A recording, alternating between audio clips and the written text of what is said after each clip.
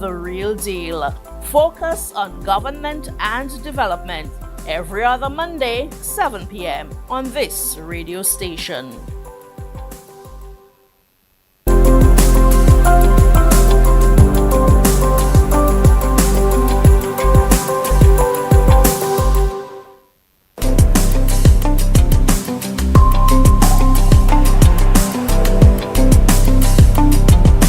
Good evening and welcome to all of you tuned in. This is Focus on Government and Development. My name is Dion Duran-Smith, the Press Secretary in the Office of the Prime Minister. Our program is designed to bring you the latest in government information and developments. We speak with the policymakers, the senior officers, the public officers across the service, those taking care of business, the business of government and of the state, the people taking care of your business. We are here every other Monday, broadcasting live from the studios of DBS Radio. We're also live on Creole FM. At 8 p.m. you can catch us again on Q95 FM radio. Welcome to those of you tuned in via our various social media platforms. This is a focus on government and development. Later in the program, we'll open up the lines to take your calls. You can call us at 1-800-327-448-3281 or 448-3279.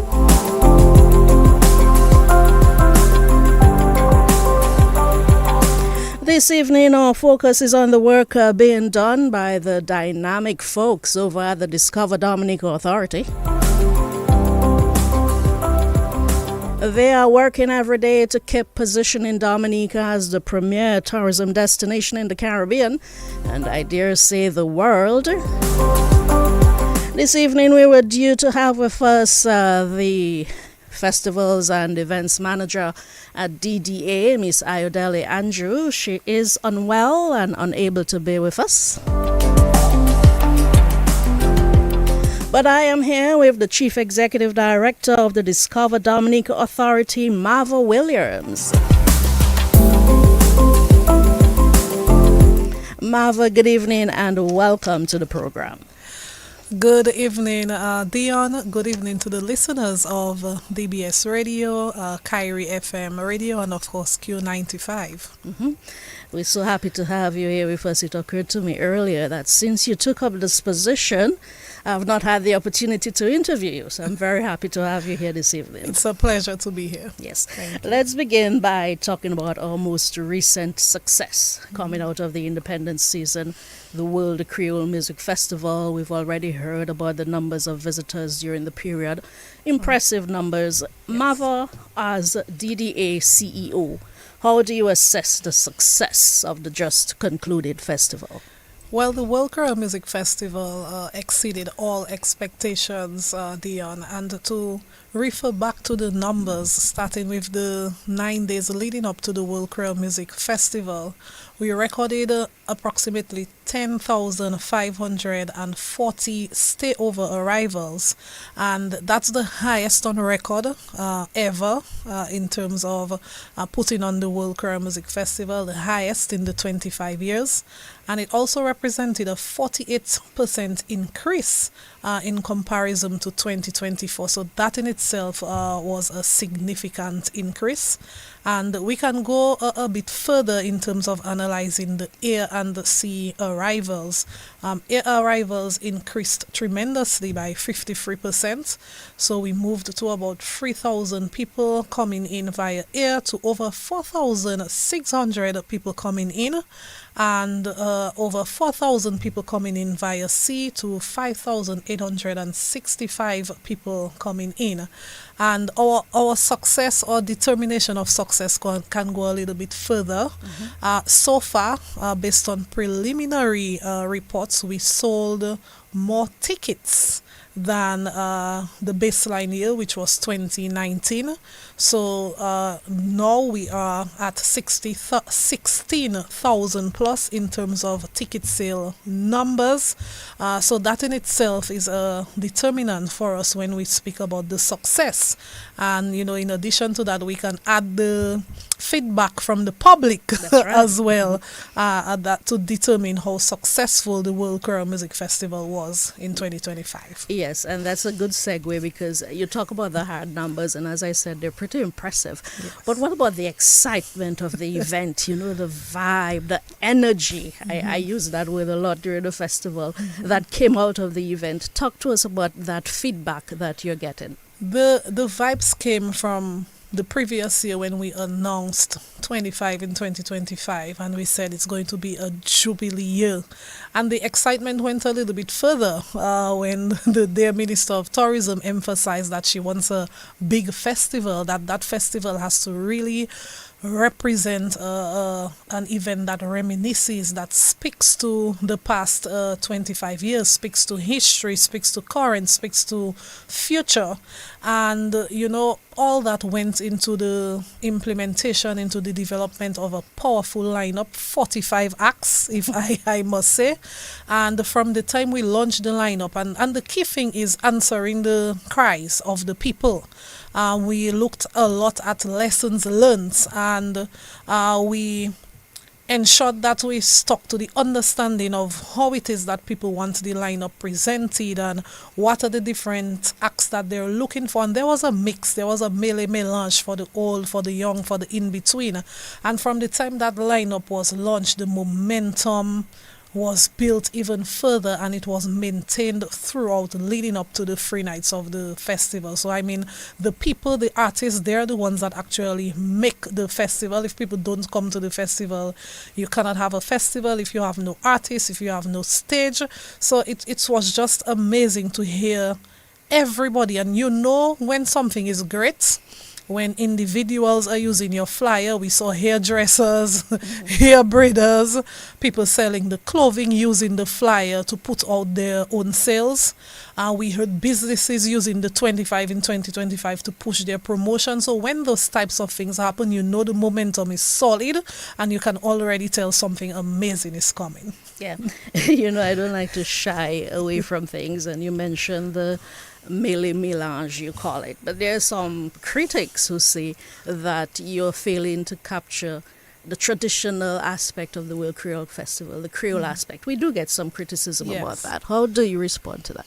The criticisms are welcome. I believe that admittedly over the years we would have faltered when it comes to the Francophonie Creole, I like to say, because if we have to go deep into the meaning of Creole, it's going to become a never-ending debate. But when we speak about the Creole, the essence upon which the World Creole Festival was built, when you speak to the people who were there before, I believe that this was represented immensely this year at the festival, and more so the representation from our local Creole producers was widespread. We had people like Gordon Henderson, we had Ophelia Marie, Midnight Groovers, we had Michael Henderson, who was there with Elisha Benoit, bringing back the reminiscing on the musique nous. Bouillon is part of our Creole as well, and Bouillon flourished throughout the 3 nights of the festival. We had the Young Ecstasy Band as well, adding to the local flair. We went back, we reminisced again, and we brought people like Gilles Fontaine and Linford John, and of course Halibut. So it was there in significant numbers from the local perspective. And then we brought in the new looks and Joey Duet Filet and Oswald and the Afrobeat artist as well. So when we did the analysis, about 50%, if not more, of the lineup represented the Creole.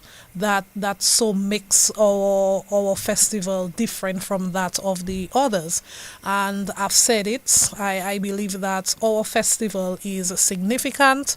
Our festival has an essence, like there is something that we can say, there's an ingredient in our festival that we can say is there and is representative of a unique identity, and that is the Creole. So the Creole should always be present in different forms, but it should form part of the World Creole Music Festival annually. Yeah, fantastic. Thank you for that response. That's a pretty good breakdown. Yeah. I want to go back to what you were talking about earlier, those numbers. You know, every year we hear people saying, okay, all these visitors, yeah, the numbers, but what's the profit? Marva, put all of this into perspective. What does this festival mean for Dominica's tourism sector, for the economy? Who benefits? First of all, when you look at the economic impact of the World Creole Music Festival, it is widespread. We would have done a few studies on the festival. The last one we did indicated that for every dollar invested in the World Creole Music Festival, there's a $9 circulation within the economy. As we speak, we're doing currently implementing another study using the last World Creole Music Festival, so we can see the growth level of the festival, how it contributes to the economy, what are the things we may need to work on to tap a little bit deeper into the economy. But for a government when a government invests massively in things like the World Creole Music Festival, is because there is a rippling effect not only for the government but for the general public. So there's a number of individuals who benefit. We can start with the airlines, we can move to the hoteliers, we can talk about the taxi drivers, the people renting, the hair braiders, those selling the clothing, the vendors on the roadside, the restaurants. There's a number of individuals, the supermarkets, who benefit from the World Creole Music Festival. So when we talk about benefits and the profits and the circulation of dollar in the economy, it is widespread. So the more people you have coming in for the World Creole Music Festival, for example, we see a 48% increase in attendance, the more circulation of dollars within the economy, and it's from the lower level people to the middle class to the rich ones. Everybody benefits from the implementation of the festival. Yeah. Thank you for that. And I don't think people appreciate it as much, but the festival is a massive undertaking. Yes. With many, many moving parts. Give our listeners some insight into the kind of preparation that goes into pulling off such a major event. The World Creole Music Festival is its own brand, so that brand it exists.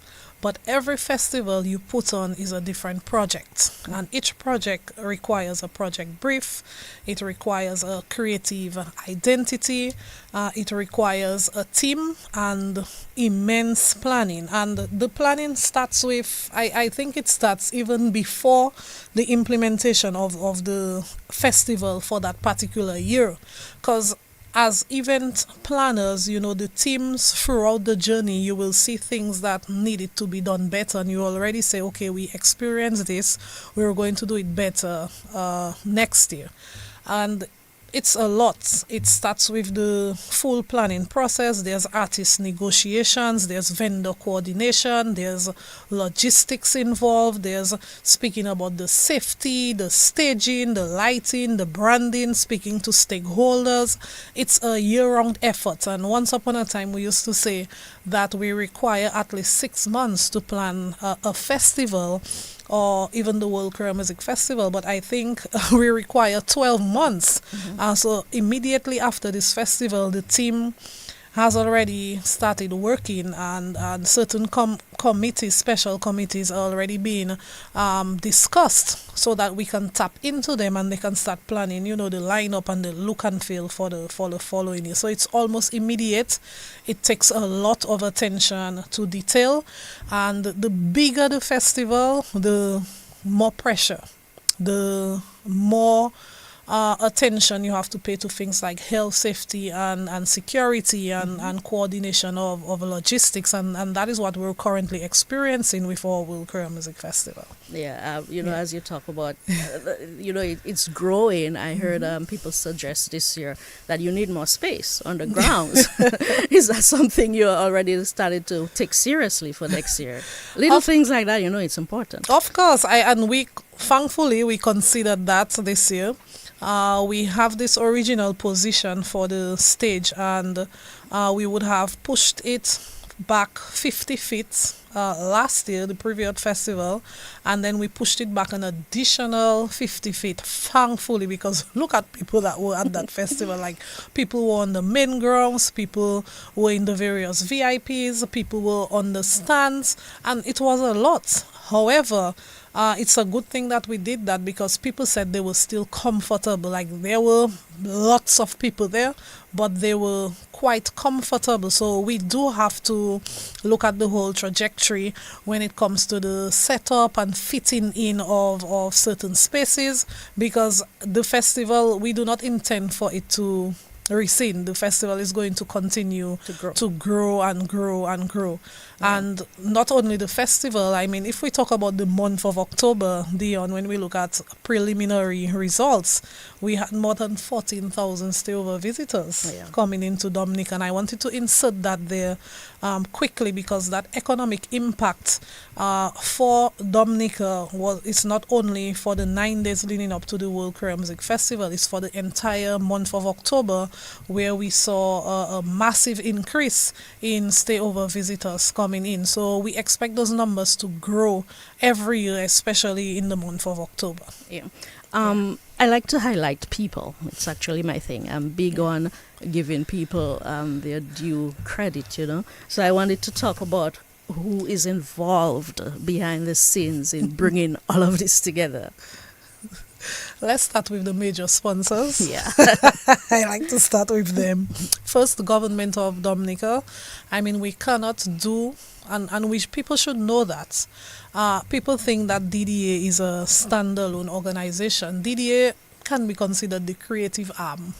We make the recommendations, we do the reviews, we hand things on a platter to the government, and we say, this is what we recommend, this is how we think we can achieve the numbers, this is what we need. So it all starts with the government of Dominica acceding to our requests, and of course everything is driven, the strategy, by the Ministry of Tourism, and we know our Minister of Tourism, she's very involved, which is a much needed involvement in the process, together with the Permanent Secretary. And then you have the Discover Dominica Authority, which are the implementing bodies. And I do not want to call anybody's name, I do not want to leave out anybody, but the Dominica Festivals Committee, the events part, they are the lead on the overall implementation. So we want to recognize Ayodele and her team. And there's the internal part of Ayodele's team, but there's the external team. Dion, you're part of that external team. Thank you very much. You've been managing the media for quite a number of years, and being so patient and eloquent with that. We have a wide array of individuals, probably about 30 individuals, who implement everything that is needed on the ground, from the stage, the sound, the lights, the technical aspect, the venue setup, putting down the matting, the forecourt. Like, there's a team of people. They are the drivers. They're the ones doing the surgeries, the surgery on the festival. And once that surgery is done well, then you create that perfect body for people to come in and flourish and enjoy themselves. There's the external parts as well. There's the special committee. For this festival, we would have engaged a special committee, including a few agents, local promoters, headed by Mr. Sobers Esprit. Sobers Esprit is the deputy chair of the DDA board, and they were the driving force behind the lineup that was presented, and even the look and feel and the tagline that was associated with the festival. And while I'm mentioning Sobers, we have to mention the Discover Dominica Board of Authorities. And extensive to that, again, you have a national committee. You have a group of individuals who come together to make sure not only the World Creole Music Festival flourishes, but the independence itself, everything is flawless. And then you have the police, the fire services. Oh my, the police. Yeah. Somebody told me the other day, I find you work very well with the police. I said, that's years of relationship. You have to build a relationship, and the police are they're the ones who have to secure national events, and they take that very, very seriously. So thank you to them. You have the private security, which is headed by Pelham. You have Port, Customs, Immigration, DASPER. Express the Zeal, the airlines, local event promoters, even the private sector, the attendees. There's a number of individuals involved in the entire process, whether it's a little or whether in a big way, and we can highlight people like the cleaners who make sure that there's a perfect ambience during the festival. So there's the list can go on and on and on and on, but there's a massive group of individuals, volunteers and all, behind the implementation of the festival. And on behalf of all of them, on behalf of the DDA, we just want to tell them again, thank you so much for helping us put together this spectacle of an event. Yeah.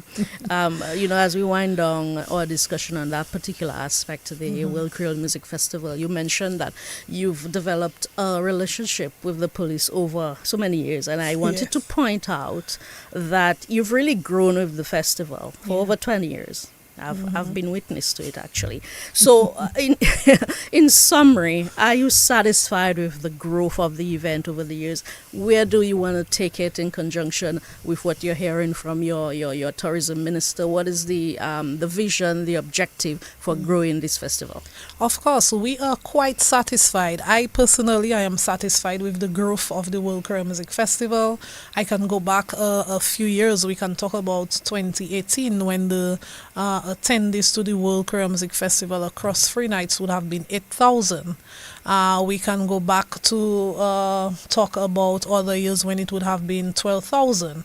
A lot of people speak about 2019, when attendees across all 3 nights were about 25, 26,000. And then we've continued to grow, and this year we recorded attendees across 3 nights of over 42,000.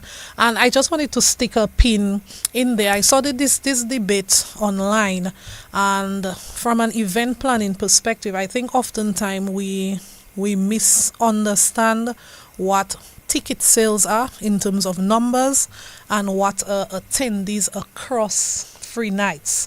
The festival is 3 nights, so you can sell, let's say, 18,000 tickets, but you can have 18,000 times 3 attendees across 3 nights. I saw that was a question that was something being discussed and so on social media. So I really wanted to point out that event planning, tickets or attendees across 3 nights means every time that a ticket was scanned in the gates. So if a season ticket was scanned 3 times across the 3 nights, it represents 3 in terms of attendance. So I just wanted to put that out there. The World Creole Music Festival is now a major regional festival, and need I say it is the number 1 music festival in the Caribbean, and permit me to say the world. We saw the public sentiments. Like, I laughed so much, and I probably laughed at myself and my team, because we looked at each other 9 o'clock in the morning on let's say Sunday morning, and we said, aren't you all tired? And that is what the festival does. It gives you an adrenaline. And people were talking about the World Creole Music Festival like there were not so many negative comments as it relates to the duration. They were saying, oh my, Dominicans have adrenaline. Like, if you're looking for a country to party at a festival, Dominica is the place to be. They party at the festival and they move to other events. But our goal ultimately is to enhance the Creole culture and the identity of the World Creole Music Festival. We intend always to improve on the product quality. We want to broaden our international reach, and we want to continue attracting top talent, because sometimes people say it is not wise to invite other genres genres of music to your festival, but other genres of music coming to your festival, especially from the international arena, is also a marketing strategy, because based on the personality that you bring into your festival, it brings attention from top tier media. Yeah. I mean, Bouillon had its moment this year. We were featured on Billboard magazine, and with the addition of specific artists to our lineup, the people from Billboard magazine, they actually came to the World Creole Music Festival to do some coverage. So these are the types of things that we're looking for. We still believe that the World Creole Music Festival has potential to attract thousands more of visitors to the Nature Isle. So we seek to improve upon it and to extend, that amazingness of our festival to the international arena. Mm-hmm.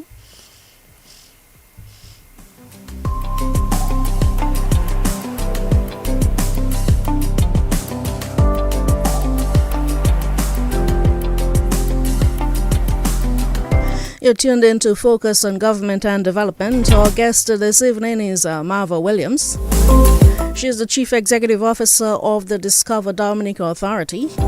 We've been talking the World Creole Music Festival held at the end of October.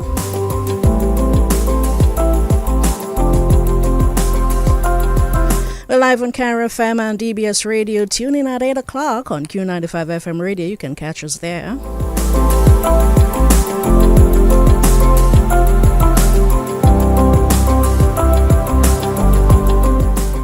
Marva, let's switch focus to Destination Dominica and how we're presenting our island to the world. Since assuming the role of CEO, how would you describe the general focus of your department?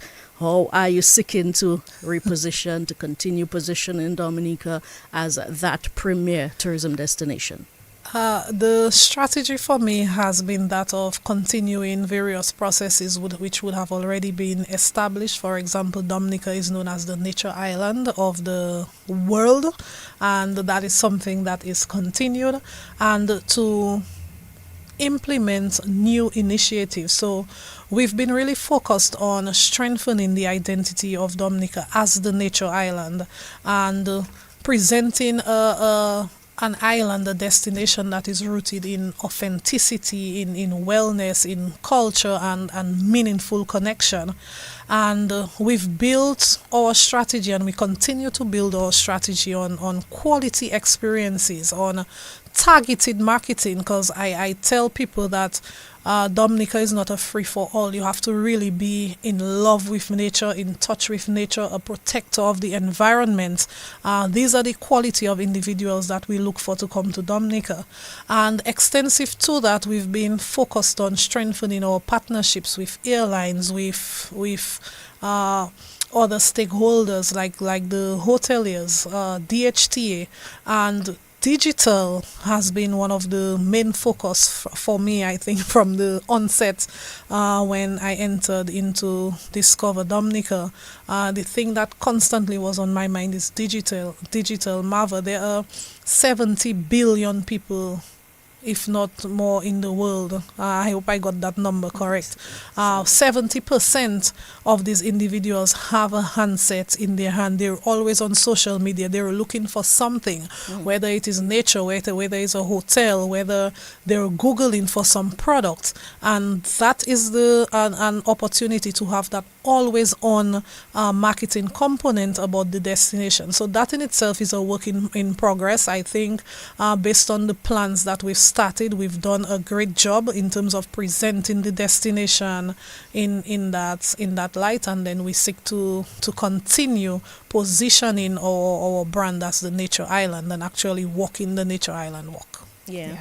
I noticed, I think over the weekend, you posted that you had been to London, to Germany, to France, I think in 1 week, and now you're back on the nature island. But I thought I'd ask you to be a little bit more specific about some of the campaigns you've undertaken, that the DDA has undertaken in the past year or so, for example, and the success level you've had with these. We've implemented, since I've been there, about two campaigns. We did a winter campaign last year from October going all the way to March, and then we did a summer campaign, and we used both campaigns as a lesson learned. We used it to strengthen the other one. The summer campaign was one of my favorites. We'll talk about my new favorite now, where it spoke about cool escapes, and it really presented Dominica from an adventure perspective, all the things you could do in Dominica over the summer, whether it's river tubing, horseback riding in the sea, or of the sort. And the summer campaign, from a digital perspective, we found it very, very favorable. We were able to meet over 3 million individuals in really, really targeted markets in the US. And what we did with our investment was to go after markets that didn't know that Dominica existed. And we saw the movement in terms of reach, with around 70,000 of these people actually going to the website and spending about 3 minutes on the website. And extensive to that campaign, which had a certain level of awareness and engagement in it, it created an excitement within the Caribbean and in certain places like London, where people were able to view the campaign. Because one of the things that were being said is that they're seeing Dominica in a different light. So we took that momentum, we took the lessons learned, and here we are now with the recently launched destination campaign. If you want me to go right into that one. Talk to us about that. The what do you call it? The love in nature? The nature of love. Nature of love. Nature of love campaign. The nature of love campaign. So the nature of love campaign is really implemented under the Romance pillar of tourism. So Dominica has 7 pillars of tourism. We have aqua, which is really water-based activities, whether diving, river tubing, kayaking. We have agro, which speaks to agriculture, farm to table, eating what we grow. We have the Kalinago, which is a focus. We have the entertainment as well. We have romance and a few others, and we really wanted to empower the romance aspect of our pillars of tourism. And I remember when we started to speak about the nature of love campaign, I think some individuals thought that, we were inviting people we were only targeting couples and inviting lovers and so to come to Dominica. But the nature of love campaign is more than that, and the nature of love campaign really embodies what the nature island represents and what sustainability represents for us as a destination. So it falls under 4 pillars mainly. If you are a lover of nature, if you are a person into untouched landscapes, and then you have a love, you want to experience massive waterfalls, and you love hiking, so you want to hike one of our 14 trails, and you're just generally into eco adventures, the Nature of Love campaign is for you. If you love culture, if you're into music, you're into good food, you love traditions like that of the Kalinago and so on, then the Nature of Love campaign is for you. If you love community, you just want to be among a group of friendly individuals, warm individuals with genuine hospitality. Dominica is known as one of the friendliest islands, then the Nature of Love is for you. And if you are a lover of wellness, you want to breathe fresh air, you want to take a soak in the sulfur springs, you want to feel rejuvenated, you're into serenity, you're into spas, and so then the Nature of Love campaign is for you. And of course, if you just want to romance in nature with your partner, definitely any one of those pillars can entice that for you. So this campaign is a year-long campaign. It's going to help us to resonate with regional and international audiences. We want to strengthen Dominica's emotional brand connection, because when we say we are the nature island, I recently told the people in Germany, France and London And when we showed them the videos, we told them this is what we're talking about when we say that we're the nature island. We actually have the elements of nature, the trees, the waterfalls, the spas, the beautiful underwater, the sperm whales. It's a series of things. So we're looking forward to building on the momentum of that campaign, and we want our local people to help us spread the word of the Dominican Nature Island, the Nature of Love campaign, and invite your friends, invite families to come and experience something unique. Because one of my takeaways from my recent trip and the markets that we went to, these are nurture markets. Nurture markets meaning that they have potential, quite a bit of potential. We do have people coming in from France, Germany, London. A lot of these people, they're really into nature. They will stay in a destination for about 2 to 3 weeks, and because we do not have direct access from those locations, the process for getting into Dominica, we say, because they endure that process of getting into an island, these people are true lovers of nature. So they are our nurture markets, and they were so amazed by the videos that they were seeing. They couldn't believe it, and I told them, this we did not create that for you. It's not AI generated. Everything that you're seeing, the farm to table, the waterfalls, the forest, the green, everything is real, and we're looking forward to them selling that aspect of Dominica and getting people to experience it. So we're inviting everybody to help us spread the word. This is a massive undertaking, well received, and we look forward to really building on the momentum in some of our source markets like North America and even in the Caribbean. Yes, this concept of the nurture markets, it's interesting and it's Yeah. new to me, which made me think about our already well-established source markets. How are you Yes. working with those? How are you targeting those? Of course. So our primary markets are those we have direct access to. So we know we have direct flights from New York, New Jersey, the tri-state area. We have direct flights from Miami. We have direct flights from Puerto Rico, St. Thomas, St. Kitts, St. Lucia, Barbados, St. Martin. So these are our primary markets. We look at the Caribbean as the low hanging fruits, and these are the areas that we will first and foremost really target, or are targeting when it comes to the campaign. As we speak, the North American market is our top market in terms of stayover arrivals. That is followed by the French West Indies and the English speaking Caribbean. But we want more people to come to our destination. We want to report the wonderful numbers that we reported in October. We want to report it every month. So it's going to be a combination of awareness for us and enticing, getting people to take a call to action from those primary source markets and actually book a flight and come to Dominica. You mentioned Barbados. Recently, we learned that you signed a memorandum of understanding with that island to collaborate in terms of tourism promotion. Tell us a little bit more about Yes. So that memorandum of understanding is something that we should be proud of, and I look forward to my team working with the team from Barbados to see it flourish. So it is bent on multi-destination tourism. I can speak from a CTO level, the Caribbean Tourism Organization.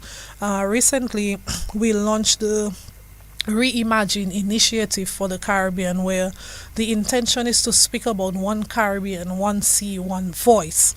And being able to actually sign a memorandum of understanding with Barbados is two destinations actually putting plans in place to not just say that we're one Caribbean, but to implement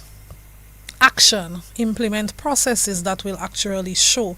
So there's a number of things that we're hoping to happen under that memorandum of understanding. Barbados is a country we can look at and say they have history when it comes to tourism. I call them the grandparents of tourism. However, Dominica is a model for sustainability, and they too want to learn from us. So we are going to share resources. We are into tourism, but we have two different types of products. We would like to piggyback on their successes. We want to learn from them when it comes to training. We're really looking at targeting. Sorry, we're really looking at targeting places like London, for example, because as we speak, we do have flights coming in on British Airways to Barbados, and you can take Inter-Caribbean Airways to Dominica. You can actually get to Dominica in one day, seamless experience because your bag also gets to Dominica directly. So we want to piggyback on those things and use their successes to mean our success as well, and giving one visitor two different types of tourism experiences. All right. Earlier, just a few minutes ago, we spoke again about numbers and the numbers of visitors, and we've started the cruise season. So I wanted to devote a little bit of time to that, to talk about how has that been progressing so far, but more so, what do we expect in terms of this year's cruise season in terms of the numbers? Yeah. So based on our estimation, we're hoping to welcome over 400,000 passengers this year based on the number of calls we have. So far, we have welcomed a little over 23,000 passengers for that particular cruise season. We expect those numbers to grow. I mean, the cruise season recently opened sometime in October, so we expect those numbers to grow significantly. We also have some inaugurals. We've had, I believe, 2 or 3 inaugural calls. That's new ships coming into Dominica. We expect to have a few more for the season, and we're looking to have an extended season beyond the normal period. Obviously, those updates will be provided, but we anticipate that we'll have a great season. I mean, last year was amazing for us. We had an increase in terms of the number of cruise passengers coming in. We know that more than 60% of the cruise passengers who came in last season, they went on tours, they experienced the island. We're hoping to have 90% of passengers for this season coming in and experiencing the island, and just making sure that everybody has a great time. We do have some initiatives we want to put in place. So certain aspects of the Nature of Love campaign will be attributed to the cruise passengers as well. So we're excited to hopefully give one passenger an opportunity to win an all-expense paid trip to Dominica under the Nature of Love campaign, and getting them to stay in Dominica a bit more, and probably that is going to translate to at least 200-300 more people coming into the Nature Island. So we're looking to tie in all the aspects. It's not easy. It is a work in progress when it comes to cruise tourism, but the numbers are reflecting progress, and we look forward to maintaining that progress. And I just want to note that there's a lot more we could talk about when it comes to cruise tourism, and we'll do that on another program. For example, earlier on we were talking about the NICE initiative, NISC, which is directly linked to that, and other related matters. But we'll get to that eventually. Sure.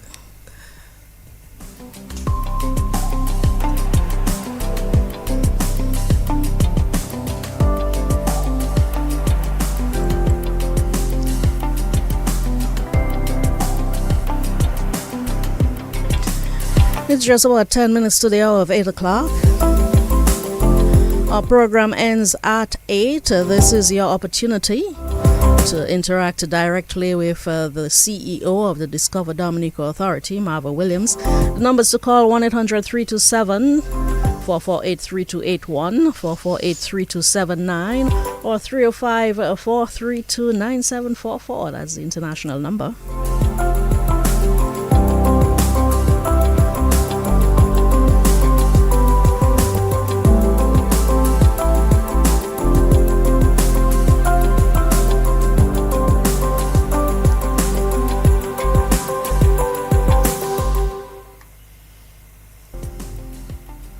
Want to stay in the know about what's really happening with your government? Then tune in to Focus on Government and Development every other Monday at 7 p.m. Your source for updates on government initiatives and the current affairs shaping our nation. From major infrastructure development to pressing national issues, Focus on Government and Development will bring you up close with the decision makers. Exclusive interviews and in-depth discussions about what matters to you most. We'll go behind the headlines and bring you the real deal. Focus on Government and Development every other Monday, 7 p.m. on this radio station. So, Marva, in the time we have left, I wanted to look ahead. And we're switching focus again. We're from the strictly promotional aspect of the Discover Dominica Authority and the tourism product, and directly on Carnival. I know, for example, that you have begun preparations for Carnival and you're planning the launch very soon. Indeed, we are putting plans in place for the launch of Dominica's Carnival. So to our Carnival lovers, stay tuned. This week we have lots of surprises coming in for you. We would have started building momentum on the Carnival before the implementation of the World Creole Music Festival and even during. We know that a lot of flights are already booked. Accommodation is filled up. People still have that excitement from last year.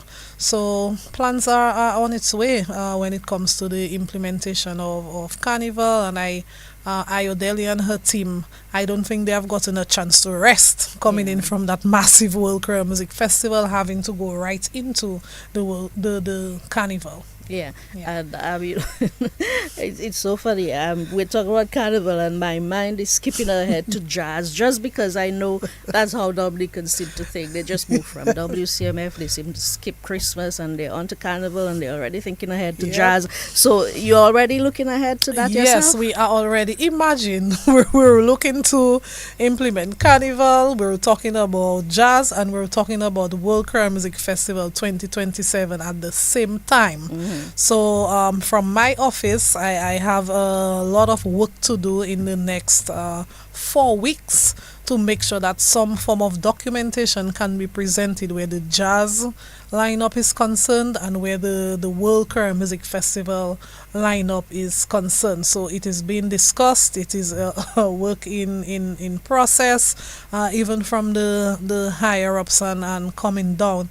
Recommendations are coming in when it comes to the type of jazz that we're going to have this year. So we're just excited to present and get approvals, and just give people a massive 2027. I think lots of things are going to happen for the destination in 2027. 2026? In 2026, sorry. Oh my, I am in Yeah, 2027 already. Yeah, that's Lots how of far things ahead you are going plan. to happen. That's how advanced my brain is, Dion. But I'm that's already in 2027, but a lot of things are going to happen for the destination in 2026. So stay tuned. Yeah, but we're looking ahead to Carnival. We're talking Queen Show. We're talking, Pretty Mass and all of that. I think some of the concerns I hear sometimes during the year is that we may not be attracting enough of the traditional aspect of our mass. I also know that is something that the DDA is conscious of, Yes. and tries to address every year. So what is your plan? Yes, so we've always given attention to the traditional mass. Like every year, investments are made in the traditional aspect of the carnival. We understand that a lot more needs to be done, and we do have plans in place. One of the differentiators of our carnival is the carnival sensei. We've done our analysis and we've realized that you can have up to 10 different senses being displayed in our carnival. So we're planning for those things. For us, we want the stakeholders to continue to stick with us, because oftentimes the government invests quite a bit of funding in the traditional mass, especially for Juve and Carnival Monday and Tuesday, and sometimes some of our people, we don't show up. But let's give the carnival the same momentum and excitement that we give to the World Creole Music Festival, and let's show up for the traditional mass, because we come out in grand for the opening of the carnival. We give people a taste of what Dominica's carnival is going to present, but we want, when people actually come for the carnival, that traditional mass, the Sensei, the Black Devils, even the Kalinago, the Lapo Cabwit, the Siswell Sui, the Big Boom Boom ladies. We're asking, to give the Mendes, the Carnival Monday and Tuesday, that opportunity to shine and flourish when it comes to the traditional mass. We are willing to put out the investment. We are willing to assist. We just need the implementers, the doers, the wearers of the costumes to come out in those large numbers and represent for Dominica's traditional mass. Yes, you mentioned a while ago that the government invests a lot of money in the traditional mass aspect. Of course, earlier on you spoke about the huge investment in the WCMF. Speak to that level of government involvement in the work that you do. Despite popular belief from certain niches, the government has always invested in the orange economy. And we can talk about the investment from way back.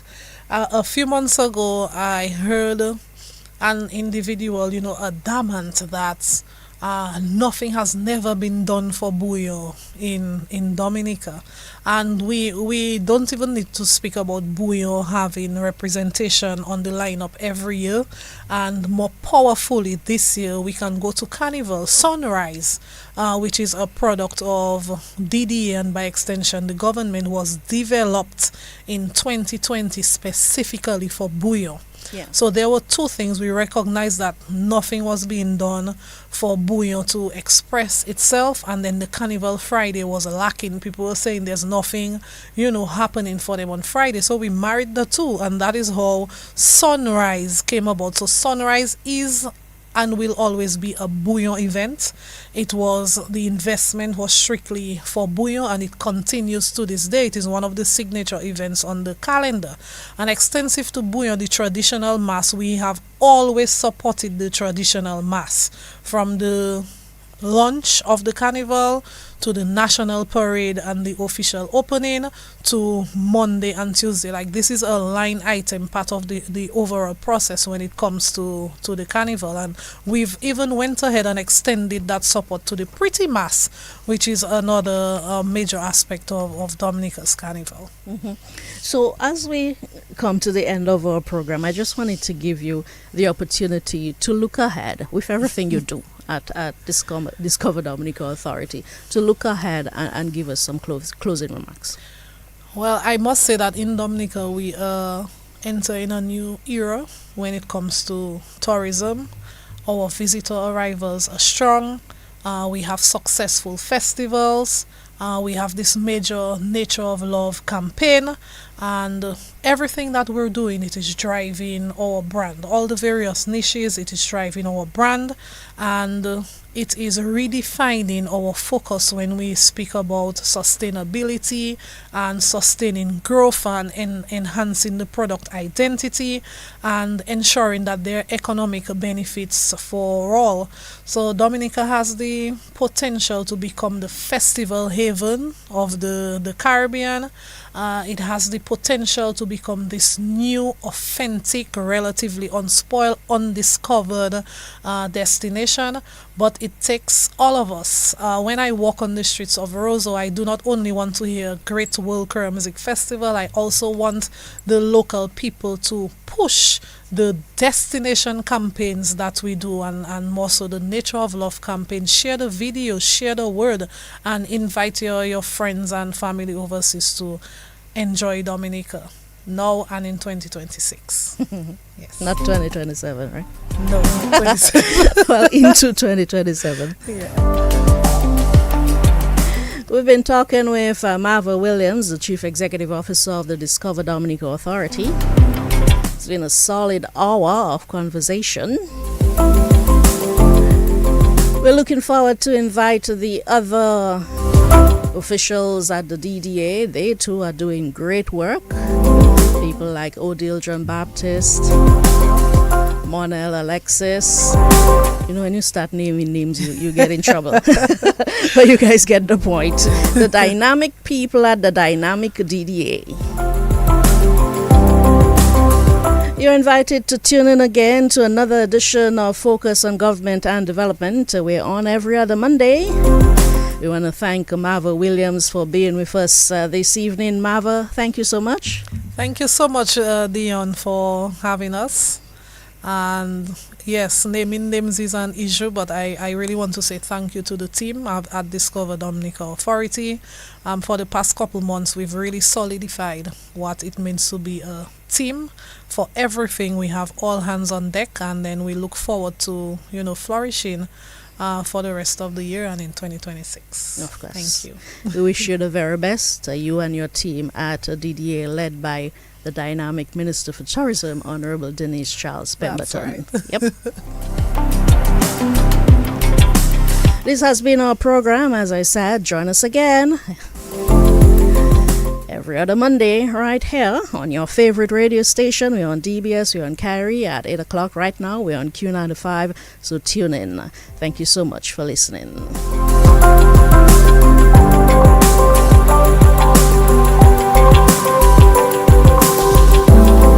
Want to stay in the know about what's really happening with your government?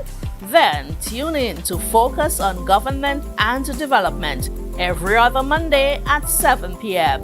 Your source for updates on government initiatives and the current affairs are shaping our nation.